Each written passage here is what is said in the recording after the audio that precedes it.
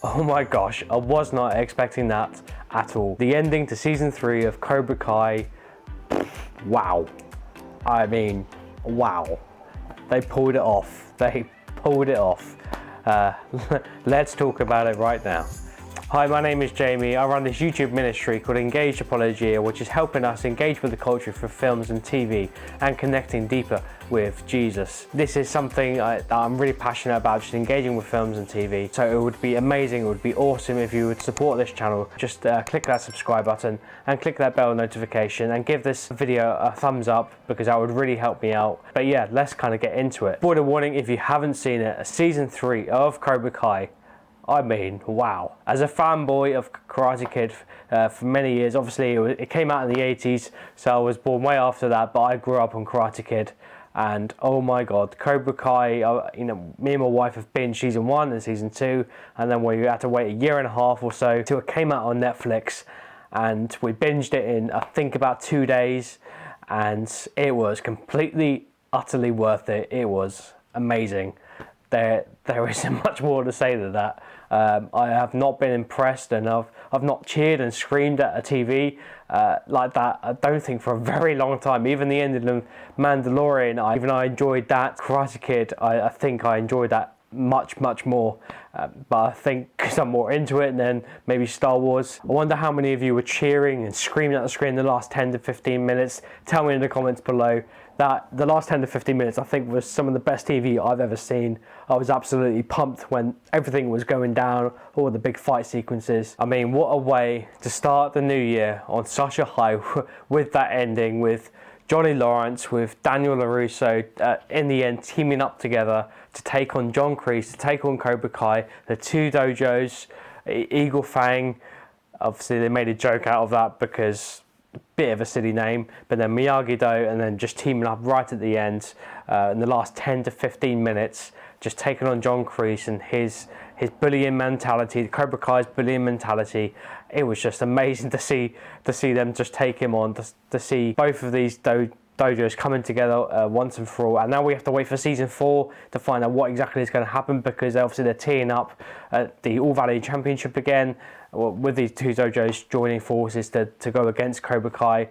I'm really looking forward to that. Hopefully we don't have to wait too long for that to come out. I'm just really looking forward to it. I wonder if you are too. If you enjoyed Cobra Kai season 3, or maybe even if you didn't, just comment down below what your thoughts are so far, and if you are looking forward to season 4, and what maybe your favourite moments of season 3 have been so far. So what is the main message of Cobra Kai season 3? The main message I believe Cobra Kai is trying to get at and trying to show us is redemption. What I mean by redemption is that you've gone from a bad way of life into a better way of living, on a wrong path and gone to a better path. You've basically gone from the darkness into the light. So where do I see redemption in Cobra Kai season 3? I see redemption mainly through the characters especially. So we have Johnny Lawrence. Throughout the whole of season 3, he's been helping Miguel trying to recover from his injury. He's come from the end of season 2, where he walked away from Cobra Kai, walked away from the students, and to the beginning of season 3, and throughout season 3, he's trying to find himself as a sensei, trying to find his own ground, trying to build up his life again, basically. It starts off in season 3 that he's drunk, he's lost his way quite a lot. There's still that sort of tension between him and Daniel, and that eventually gets redeemed, him and his relationship with Daniel LaRusso. I think my favourite redemption arc is Eli, Hawk, the kid with the mohawk, who obviously was the face of Cobra Kai after Miguel was injured. His sort of journey over the time, trying to be tough after being a softie in season 1, which Johnny Lawrence pointed out to him. That story, especially after the fight in Daniel LaRusso's house, which is basically a crime, when they all walked in and when they all came in and invaded, basically. That was kind of shocking. I was like, both me and my wife were like, hang on a minute, isn't that a crime? Why aren't the police getting involved in that? But there we go. I think that was just for the purpose of the story. So how does redemption, especially in Cobra Kai season 3, reflect the culture today? Well, we all love a good redemption story, a good redemption arc in film, in TV shows, especially in season 3. Redemption can be a bit tricky. We all find it difficult with redemption, with change, especially when it comes to things like social media, and when we're dealing with things such as COVID, and we're dealing with people in our own personal lives who have done us wrong, who have done us harm, depending on, no matter what sort of level of harm or level of bad they've done against us. when we think about change and redemption, especially even personally with my attitude towards John Kreese and Tori. Are they going to be possible for change? Are they going to be possible for redemption? There's kind of that doubting, that sort of skepticism, that cynicism.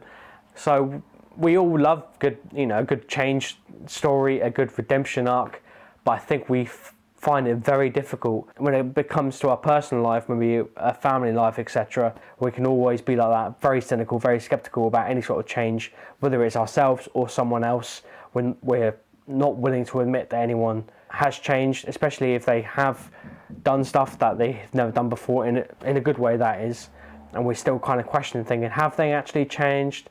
Really, I don't think they have. I think they're just trying to pull a fast one.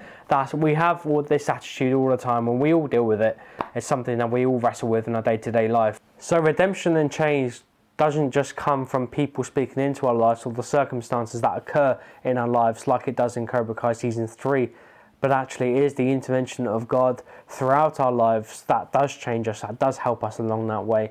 And Jesus wants to come and give us life, and give us life to all its full. He says he comes to give life and life to all its fullness. I think that is what the message of Cobra Kai was all about the redemption, that everyone is capable. There is the possibility that there is redemption and change for everyone, no matter how many mistakes we've all made, no matter how far we've fallen, that we can kind of get back up again, and we can live life to all its fullness. As the older we get, the harder it is to be capable of that change, and the harder it is for anyone to speak into our lives. That sometimes when we do get older, we need something more drastic to enter our lives, that there is that possibility of redemption and change. And I believe only God can give us that through himself, and him working through other people, him working through the circumstances in our life. As I say, Cobra Kai Season 3 was absolutely insane. It was amazing. It was just awesome. So much more we could talk about, especially when it just comes to the theme of redemption. There are so many themes and topics we could even dig deeper on, because I think Cobra Kai really drew out so much. We could kind of talk forever about it, but obviously I want to keep this video short and sweet, like Cobra Kai Season 3 was.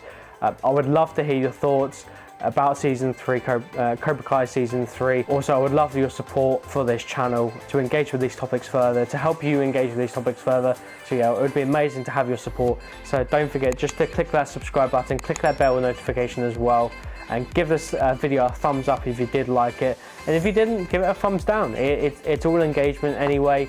So I would just love to hear your thoughts. And don't forget as well, I do have an Instagram and a Facebook page. So it's just at engagedapologia on both of them. But I pray that God will bless you during this time, that he would keep you safe, he would protect you, he would comfort you, he would inspire you, that he would provoke you, he would challenge you, he would help you engage with the culture through films and TV, and connect you deeper with Jesus.